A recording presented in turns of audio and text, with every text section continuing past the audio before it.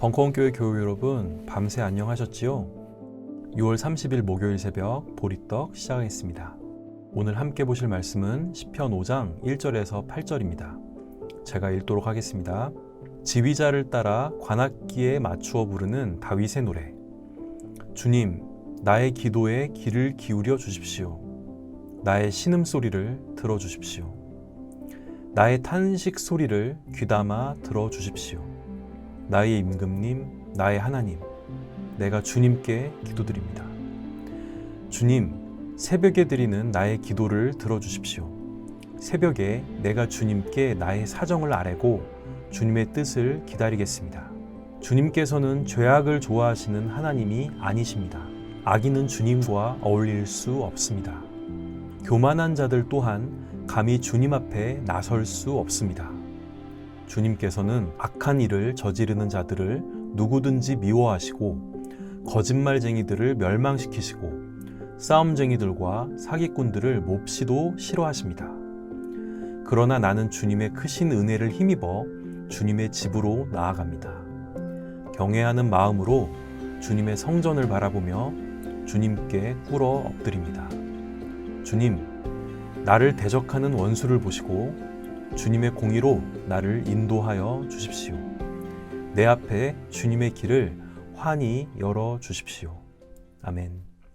시편 5편은 다윗의 시로 표기되어 있지만 언제 누구에 의해 쓰여졌는지는 사실 알 수 없습니다.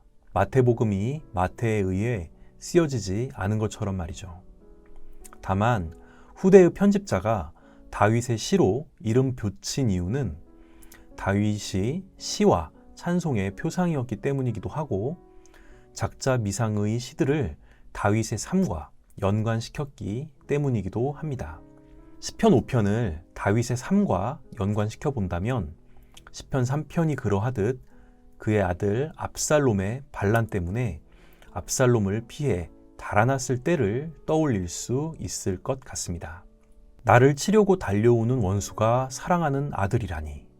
직접 아들을 쳐서 죽일 수도 없으니 그를 피해 다닐 수밖에 없는 그의 심정이 어떠했을까 생각해 보게 됩니다.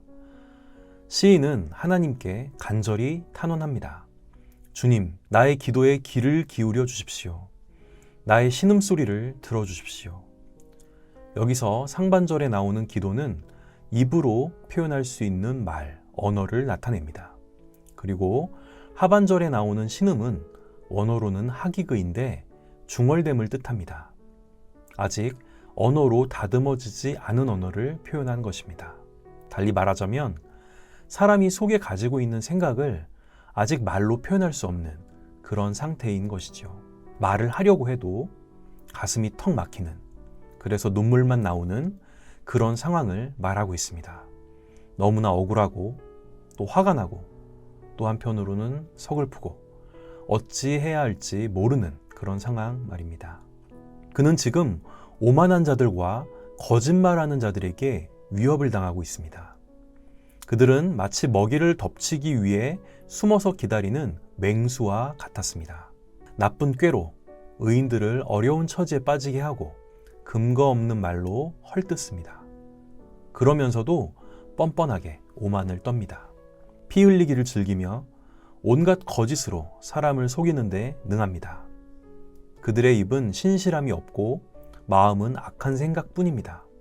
그들의 목구멍은 열린 무덤 같아서 선하고 생명이 있는 것은 찾아볼 수 없고 혀는 아첨하기를 쉬지 않습니다. 그들은 자신의 영달을 위해서는 어떤 악행도 서슴지 않는 그런 사람들입니다. 하지만 시인은 그들에게 보복하거나 맞서 싸우지 않습니다. 다만 하나님께 이 원수들로부터 자신을 보호해달라고 기도할 뿐입니다. 주님, 새벽에 드리는 나의 기도를 들어주십시오. 새벽에 내가 주님께 나의 사정을 아뢰고 주님의 뜻을 기다리겠습니다. 여기에서 새벽에 기도했다는 것은 이스라엘 전통에 따른 아침 기도를 의미하기도 하지만 밤을 꼴딱 세웠다는 뜻으로도 볼 수 있습니다. 실제로 3절은 성소의 철야기도 의식 때 사용된 기도 시들 중 하나이기 때문입니다. 구약의 전통에 따르면 새벽은 주님의 도우심이 임하는 시간입니다. 이스라엘은 새벽에 큰 구원이 임하는 것을 역사적으로 경험했습니다. 출애굽 사건이 그 대표적인 예입니다. 또한 고대 이스라엘의 법정 판결이 주로 이른 아침에 이루어졌기 때문에 시인은 새벽에 하나님의 의로운 판결이 내려지기를 기대하고 있는 것입니다. 이제 시인은 자신의 기도가 하나님의 뜻에 합당하다고 확신합니다. 하나님은 죄악을 기뻐하지 않으시며 악과 함께 머물 수 없는 분이기 때문입니다. 7절에서 그는 신실하신 하나님을 온전히 신뢰합니다. 언제나 목자처럼 인도하시고 모든 위험 가운데서도 크신 구원의 능력으로 일하시는 하나님을 믿고 그 앞으로 나아갑니다. 주의 집에 들어가 주를 경외함으로 예배하겠다고 고백합니다. 시인이 당한 괴로움은 시인만의 괴로움은 아닐 것입니다. 오늘날에도 의를 행하는 자들에게 온갖 거짓 증거로 송사를 일삼는 자들이 있기 때문입니다. 그래서 억울하게 고통을 받는 자들의 탄원 소리가 여기저기서 들려옵니다. 하지만 우리는 거짓말하는 자들과 똑같은 사람이 되어서는 안 될 것입니다. 그럴수록 우리는 우리의 심정을 헤아려 주시는 하나님을 믿고 의로운 길, 곧은 길로 걸어가야 할 것입니다. 선으로 악을 이기라고 한 사도 바울의 말씀으로 오늘 보리떡을 마치겠습니다. 내 사랑하는 자들아, 너희가 친히 원수를 갚지 말고 하나님의 진노하심에 맡기라.